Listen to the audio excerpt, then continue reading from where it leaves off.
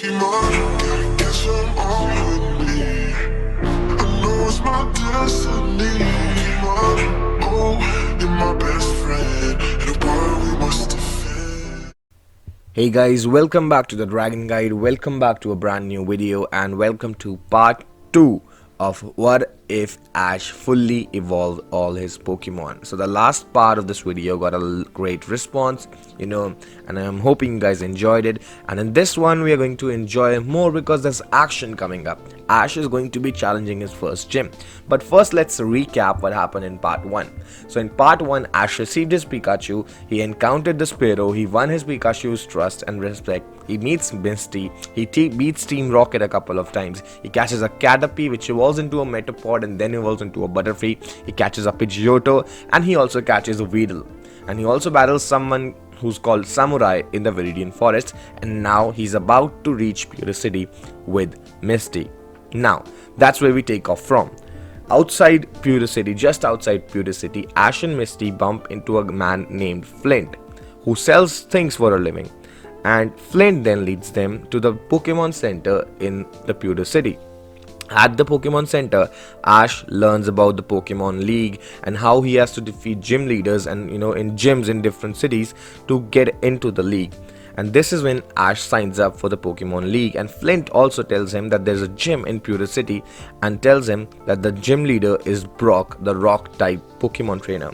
Now, Ash submits his Pokemon to heal, and the next day during breakfast, Misty is trying to advise him about what Pokemon he could use against Brock and his rock type Pokemon. But Ash totally disregards this, and this makes Misty angry. This makes Misty walk off and not want to support Ash in his latest battle. Now Ash picks up his heal team and goes straight into the gym. He does not plan anything, no strategy, he just rushes to the gym to challenge Brock. And now as we encounter Brock, he laughs at Ash for coming to him with an electric type Pokemon and a flying type Pokemon, knowing nothing about Pokemon battling. And also we get to learn that Ash has been traveling with Pikachu for at least 2 weeks now. Ash, just like the anime, suffers a huge and humiliating loss to Brock and his Onix, and then Ash is encountered by Flint, who proposes to train Ash's Pokemon and also specifically his Pikachu by supercharging Pikachu. This is very interesting to Ash, and he's again motivated to re-challenge Brock and finally win the badge by proving his strength. Now, Ash starts working at the hydroelectric power plant with Pikachu, and he ends up teaching Pikachu Thunderbolt with that training. But unlike the anime where Ash only trains for one night, Ash will train here for a week. This will improve a lot of things, as you will see. This 1 week of training will not just be for Pikachu but for all of Ash's Pokemon, and this will lead to Weedle evolving to a Kakuna and learning Harden, whereas Pidgeotto will be able to learn Whirlwind and Butterfree learns Psybeam. Now ready to battle Brock again, Ash chooses to send out Butterfree first as Brock chooses to send out Geodude first. Now, Ash plays it smart by asking Butterfree to use a sleep powder, which fails in its first attempt, to which Brock asks Geodude to use Tackle. Butterfree takes the damage but gets back up and uses Psybeam, causing Geodude damage and also ends up confusing it. Now once Geodude is confused, Ash switches Butterfree for Pikachu, who uses a large Thunder Shock, which is too much for Geodude to take, and he is knocked out, leaving Ash with 2 Pokemon and Brock with 1, and Ash having the advantage. Now sends out Onix praising Ash and for his strategy. Ash now switches Butterfree for Pikachu and asks Butterfree to use Psybeam again, dealing damage to Onix, but Onix still ends up using Bind, which heavily damages Butterfree.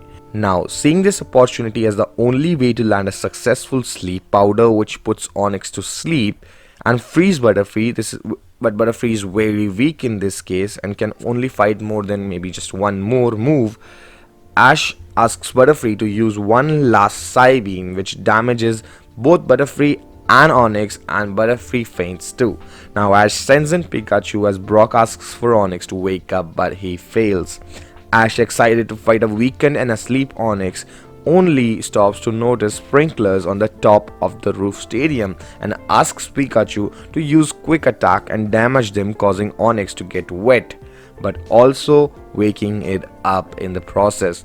Brock asks it to quickly use Bind and it succeeds, but Ash smiles seeing this.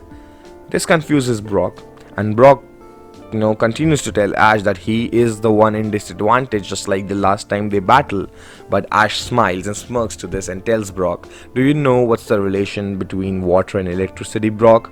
As Ash says this, he asks Pikachu to unleash a strong, supercharged thunderbolt, which shocks Onix to the core and knocks him out.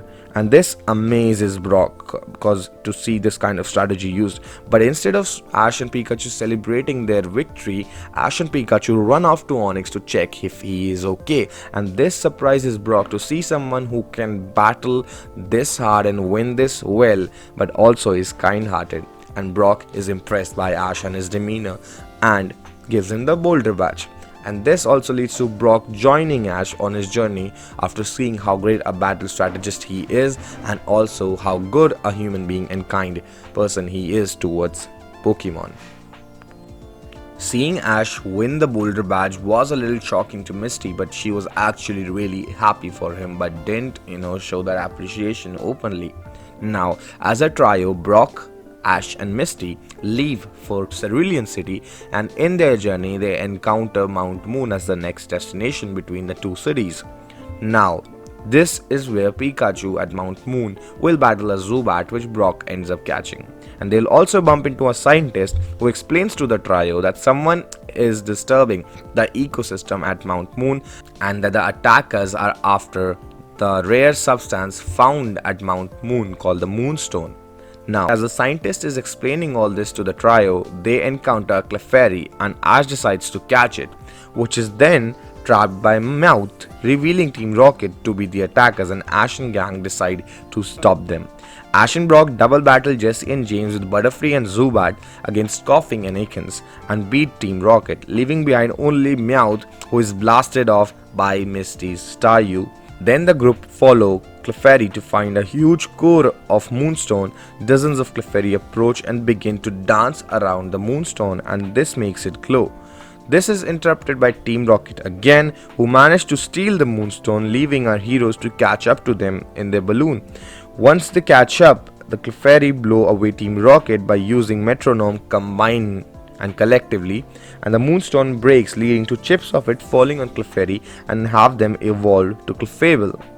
With this, our team's adventure ends at the Moonstone, and Ash, Brock and Misty all receive a piece of a Moonstone each for helping Clefairy and the scientist. After a week of traveling and the episode at Mount Moon, our heroes finally manage to reach Cerulean City, where Ash is very excited to take at the gem of the city, but Misty tries to persuade him not to. But on Ash's denial, Misty takes a leave from the group, and this leaves Brock a little puzzled and also causes a lot of confusion for him. Now, Ash and Brock visit the gym only to find out that the three sisters, Daisy, Lily and Violet, are to give off Ash the badge because they are too tired to have any more battles, leading to the revelation that Misty is the real gym leader of Cerulean City, and this clears the doubt that Brock had in his mind. Now Misty starts to fight off her sisters for not treating the job seriously, and Misty challenges Ash as the official leader of Cerulean City. Now Ash, instead of accepting this, straight away decides to prove Misty his skill as a trainer and suggests that he will be eligible to challenge Misty after he defeats her three sisters in consecutive battles. Now this is a very intriguing proposal, and Misty sees this as an opportunity to have Ash get his first loss and actually teach him a lesson for always disregarding him. But Ash also sees this as an opportunity to win over Misty's respect and to finally show her that he can actually battle. And that's it for this video. This is where we will be leaving the video off. In the next episode, in the next part, we'll be seeing Ash get another badge, battling Misty, and a different approach to how this series is very different to the original anime series. And that's all. Ash has won the Boulder badge. Ash actually trained for not just a day but a week. He has better Pokemon, he has better moves. I'm changing the movesets, and it's going to be a really great journey, and the next episode is going to be really exciting. So yeah, keep looking forward to it, keep supporting. I request you guys to subscribe, to like, to comment, and watch the videos as much as you can, as long as you can.